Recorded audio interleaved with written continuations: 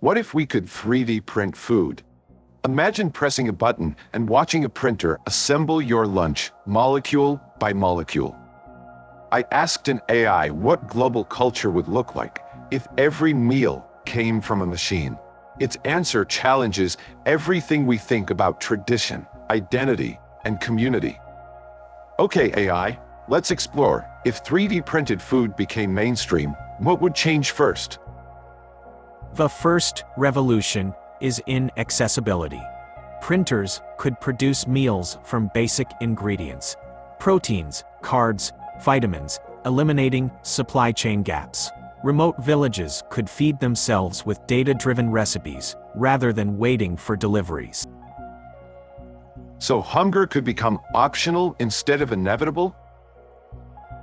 Exactly. With distributed printing, famine zones could bypass middlemen. But when calories stop being scarce, what happens to the value we assign to food? Value. Yes, today a handshake over homemade stew binds communities. If dinner is code instead of craft, do we lose that human touch? Culture shifts. Recipe inheritance becomes legacy files instead of family heirlooms. Culinary schools may teach coding languages alongside knife skills.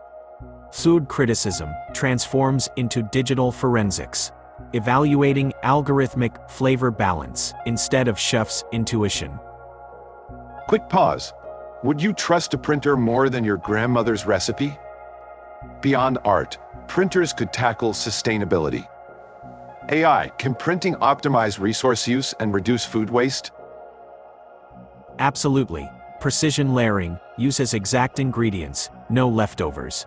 Printers can use alternative proteins or lab-grown cells as feedstock. By designing nutrient profiles, we reduce reliance on monocultures and unsustainable farming. So printed food could combat climate change by slashing emissions and water use? Studies estimate 3D food tech could cut agricultural greenhouse gases by up to 30%, depending on energy sourcing. It shifts production from fields to factories, enabling localized, streamlined manufacture.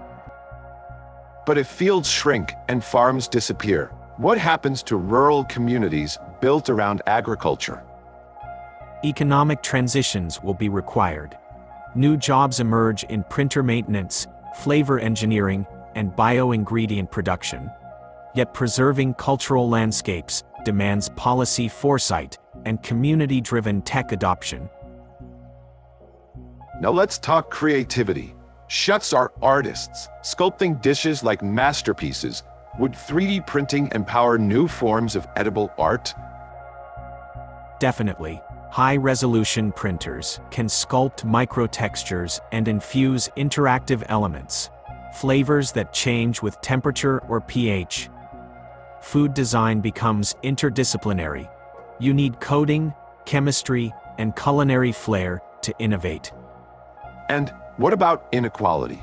Early models will be pricey. Could this deepen the gap between food haves and have-nots?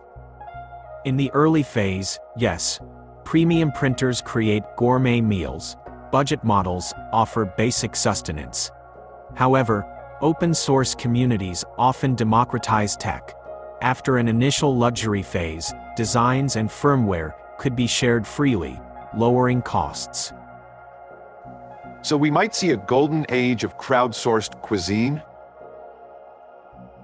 Precisely.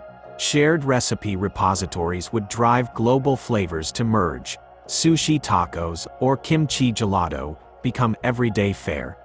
Fusion cuisine enters hyperdrive. Last question. Will 3D printed food bring us closer together or isolate us, eating alone at our printers? Both. Virtual dinner parties could synchronize feeds, so distant friends print identical meals and dine together over video. On the flip side, solitary printing risks eroding communal cooking. Balance depends on how we marry tech with tradition. So the revolution is not just in what we eat, but how we connect. Are we ready to redefine breaking bread when bread is code? What's your take? Would you ditch your favorite restaurant for a printer that tailors every bite? Share your thoughts below and subscribe for more mind-bending explorations.